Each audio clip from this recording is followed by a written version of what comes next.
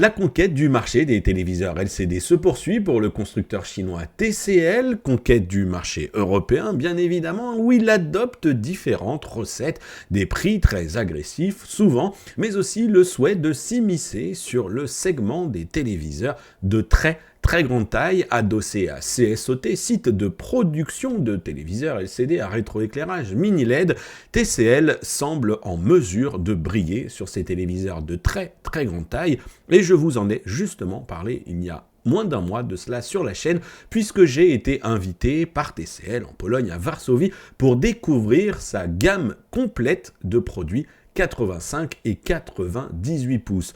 L'annonce qui nous intéresse ici, eh bien, c'est l'officialisation du lancement du X955 en version 115 pouces, rien de moins que le téléviseur LCD mini LED le plus grand du marché. On va décortiquer ici cette annonce parce que s'il n'y a pas eu beaucoup d'informations techniques, vous allez voir que j'ai trouvé un petit moyen de vous en dire quand même un petit peu plus.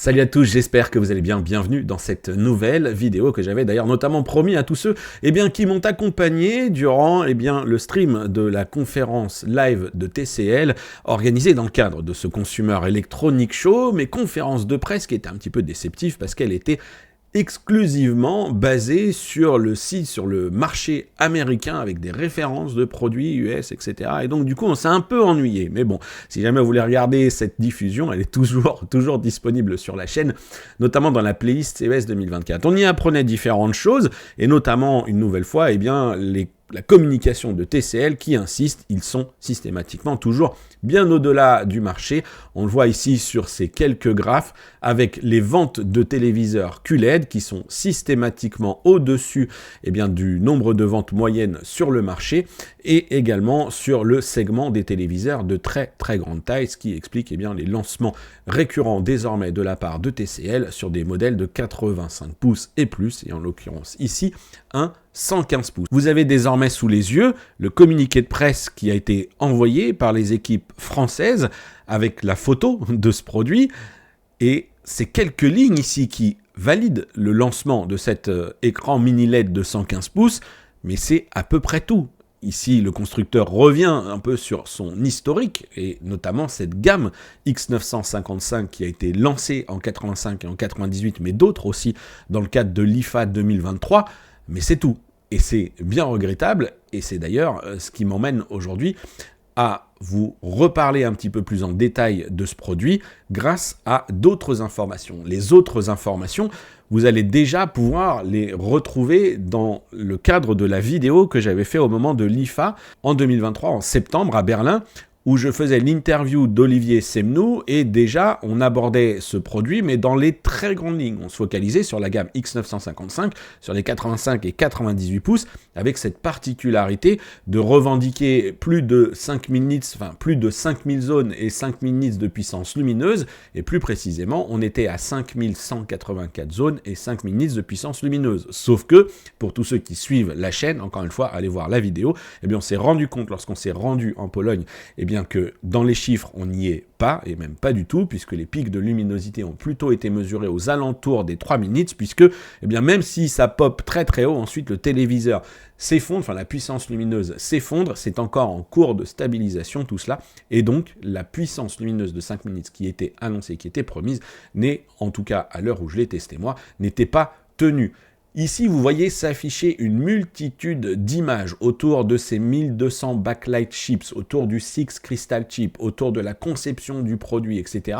Et je vous invite, pour en savoir plus, vraiment, à aller consulter justement cette vidéo qui a été faite dans le cadre de ce déplacement en Pologne, où on apprend la logique de fonctionnement du système de rétroéclairage des panneaux LCD mini LED de TCL, puisque je vous détaille de manière très précise comment c'est piloté, comment c'est conçu, quelle est la technologie des diodes. Alors, ce sont des diodes bleues avec des boîtes quantiques qui sont présentes derrière les téléviseurs, et comment il faut comprendre aujourd'hui l'approche de TCL quant au nombre de zones et au nombre de mini LED. Alors moi, je me fie à ce que me dit Olivier en me disant il est sur le site chinois, et puis clairement, j'ai pu voir aussi que sur ce site, TCL ne propose pas une multitude de 115 pouces, donc j'en conclus que ce sera ce modèle-là qui pour l'instant est en Chine et qui débarquera plus tard chez nous avec certaines variantes. Donc on voit ici écran 115 pouces, on retrouve les caractéristiques techniques qui étaient évoquées à l'époque, à savoir que l'on serait sur un modèle qui aura 20 000 zones pour 5000 nits de puissance lumineuse. On augmente le nombre de zones, mais on ne va pas plus haut qu'un X955 en 85 et 98 qui promettait déjà une luminosité donc de 5000 nits. On voit que sur le système audio, on était sur un système audio 4.2.2 sur les versions 85 et 98 pouces. On passe désormais sur un système audio 6.2.2. Ça, Olivier me l'avait déjà dit, c'est désormais validé avec cette fiche technique. Et on voit désormais également que l'on a ici cette traduction qui est noyau carré à 6 cristaux. On va le découvrir un petit peu plus bas, ce sont ces fameux 6 crystal chips notamment. Ces 6, moi je pense même que c'est ces fameuses 6 PN junctions, donc là aussi, allez voir la vidéo pour comprendre de quoi il s'agit. Et les micro-lentilles d'imagerie optique, on va y revenir tout de suite également.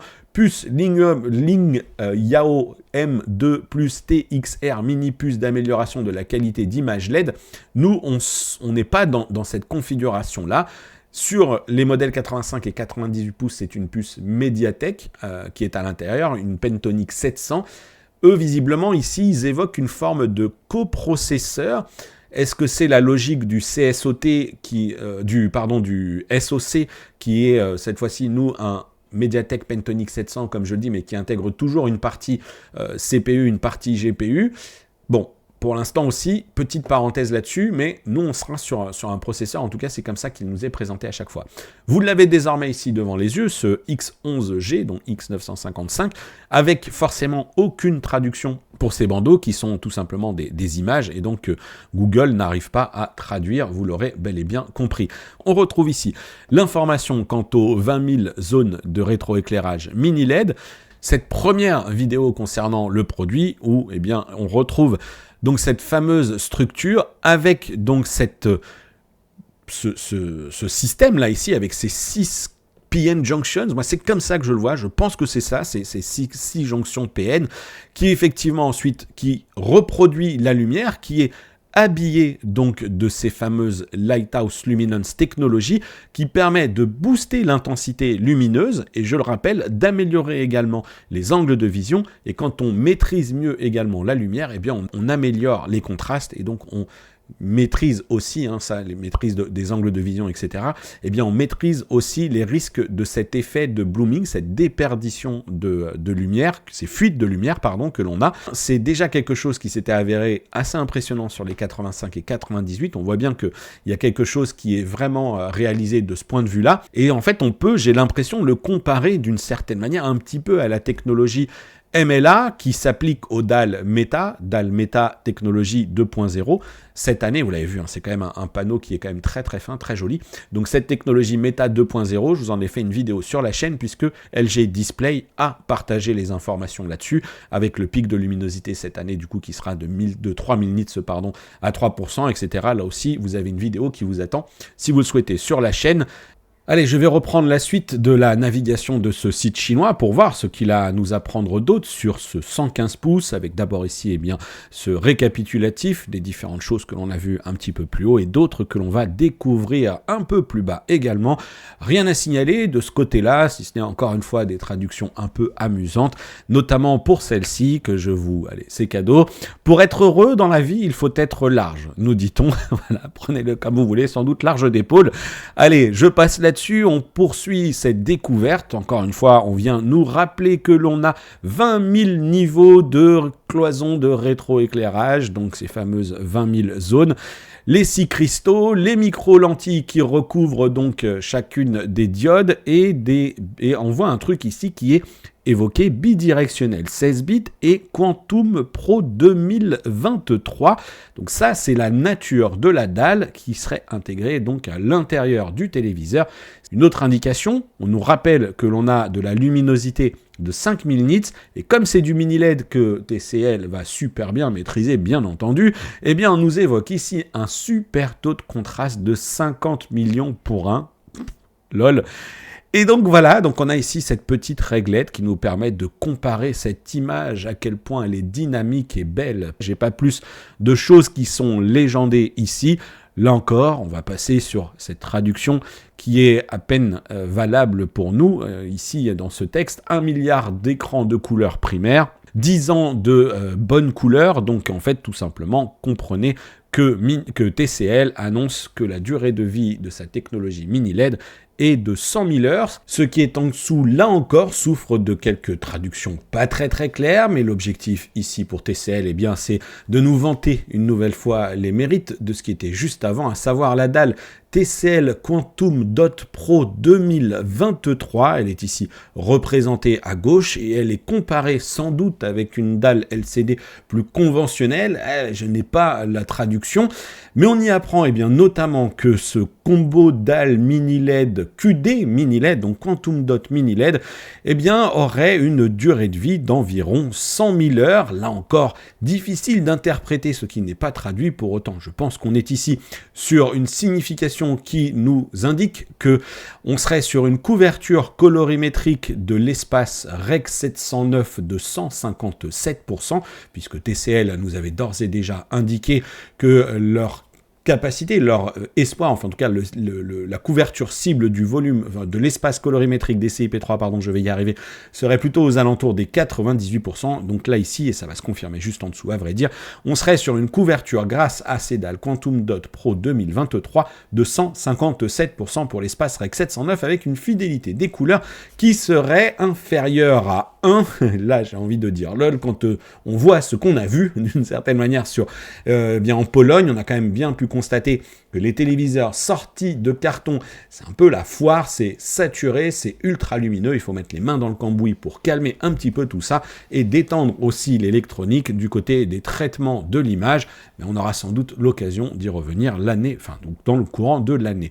Autre illustration, là aussi, du bénéfice de la technologie Quantum Dot qui est ici matérialisée, c'est là, c'est très bref, vous allez pouvoir voir très subtilement en bas à gauche qu'en fait on est là sur l'explication, une mise un petit peu en schématisation de l'impact, de l'intérêt de la technologie Quantum Dot, ces fameux boîtes quantiques qui boostent les couleurs, et on a donc à gauche une image LCD classique avec une couverture du volume, de l'espace colorimétrique Rec 709 à 100% versus 157 du BT 709. On en arrive ensuite à cette nouvelle mise en avant des puces LED à 6 cœurs qui augmentent la luminosité de 27,5% et permettent une meilleure efficacité énergétique de 30,2%. Donc par rapport à des technologies mini LED classiques visiblement, donc cette inclusion de la lentille sur le dessus permet de booster et de réduire l'énergie. Vraiment, moi, ça me fait penser à la technologie MLA qui est appliquée sur l'OLED.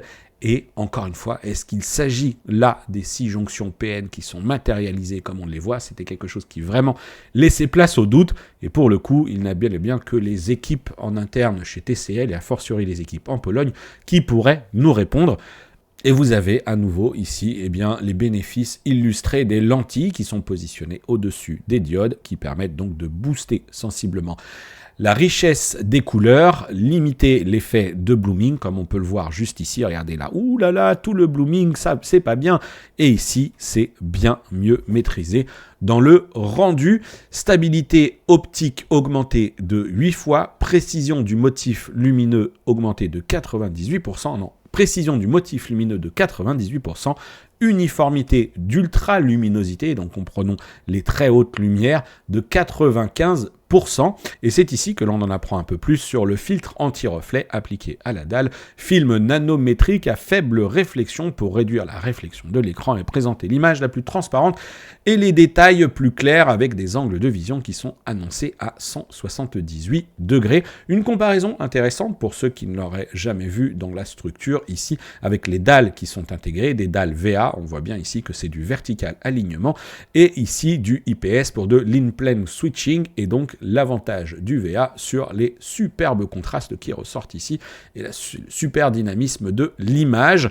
Le point qui était évident et qui était quand même intéressant ici à rappeler, c'est que ces téléviseurs vont être compatibles 144 Hz sur une prise HDMI, il y en aura 2 qui seront HDMI 2.1, les 2 autres seront de l'Ultra HD 60, donc la première prise HDMI 2.1 sera en Ultra HD 144, la deuxième sera en Ultra HD 120, je ne pense pas que ça changera, je pense qu'on sera toujours dans cette configuration-là, comme c'était déjà le cas en 2023. Donc quelques autres images, donc on comprend rien puisque c'est du chinois. On se doute qu'il va y avoir une logique de compensation de mouvement, notamment ici avec l'évocation du MEMC, donc des technologies que l'on va retrouver. Et un petit point qui peut être intéressant également, puisque c'est de la caractéristique technique, je vous l'ai dit, on est sur un système audio 6.2.2 canaux qui va bénéficier cette fois-ci d'une puissance ultra élevée de 240 watts. Sur les 85 et les 98, on est sur un système audio 4.2.2 canaux. Et donc on a ici la réponse à la puissance audio qui est indiquée. Intégration fine, montage mural sans couture, donc collé au mur, comprenez. Plein écran en métal, étiquette Dogré QD Mini LED Premium, c'est ce qui est sur le côté. Conception de texture du ciel étoilé Mini LED, ok. On passe, on ne s'attarde pas non plus là-dessus. On a la partie design qui est abordée rapidement ici et qui fait, moi, qui m'a beaucoup plu. Le passage de câble dans le pied, le système de support mural également. Prolongeons, voilà, on est arrivé au bout de ce qu'avait ce site à nous raconter. Et donc, les différentes certifications ici. Dolby Vision IQ, Dolby Vision, IMAX Enhanced, HLG, HDR10, HDR10+, Dolby Atmos, DTS, FreeSync Premium, il n'est pas fait mention de G-Sync, donc ça passera par une compatibilité non certifiée.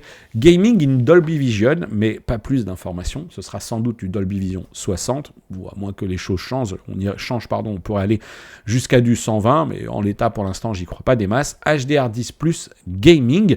Concernant le tarif, on en saura plus également plutôt aux alentours du mois de mars. TCL, Olivier avait évoqué un tarif inférieur à 20 000 euros. Et c'est là, 20 000 euros, 20 000 dollars, c'était plutôt inférieur à 20 000 euros de mémoire. Et c'est là que ça commence à devenir un petit peu intriguant et que je vous invite pourquoi pas à vous exprimer aussi. Est-ce que déjà vous seriez prêt à dépenser autant d'argent dans un produit TCL d'aussi grande taille? Pourquoi pas, si le produit est maîtrisé. Mais la vraie question, c'est à ce niveau de prix, on rentre également sur des tarifs où on va retrouver de la vidéoprojection capable d'offrir des tailles encore plus grandes. Alors certes, l'usage n'est absolument pas le même. Là, ici, on se parle d'un produit qui est capable de tourner toute la journée, pièces lumineuses ou non, etc. Capable peut-être aussi de reproduire des choses encore plus dingues du côté des contenus HDR. On sait que la vidéoprojection, on n'est pas sur la même approche, mais voilà, ça peut faire réagir. On peut peut-être faire réagir les fans de cinéma avec ce positionnement tarifaire. On sera à moins de 20 000. Bon, est-ce que ça sera 15? Est-ce que ce sera plutôt 12? Est-ce que ce sera 17? Difficile à dire. Encore une fois, vous pouvez aller regarder cette vidéo si vous le souhaitez. Je vais pouvoir profiter désormais de ces quelques photos qui m'ont été partagées par les équipes pour aborder un petit peu peut-être les prochaines étapes. Je vous en ai parlé en intro. CES, TCL officialise le 115. Janvier, le 19, on se rencontre avec les équipes pour revenir un petit peu sur tout ce qui a été dit sur place et aborder un petit peu la suite.